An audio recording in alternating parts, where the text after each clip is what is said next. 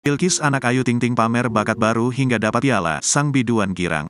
Putri semata wayang Ayu Ting Ting, Bilqis Humairah Razak tampaknya tak habis-habisnya membuat bangga.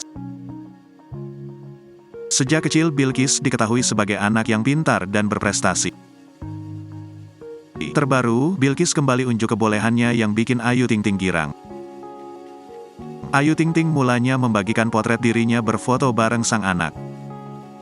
Dalam foto tersebut, Bilqis juga terlihat memegang sebuah piala yang diduga kuat berhasil didapatkan Bilqis usai manggung dan menunjukkan bakatnya.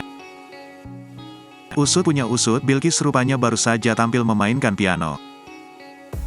Bahkan saat melihat penampilan sang putri, Ayu Ting Ting tak bisa menyembunyikan rasa khawatirnya. Namun beruntungnya, Bilqis justru terlihat santai dan malah menikmatinya. Akhir, sang biduan tak lupa untuk menyemangati Bilqis.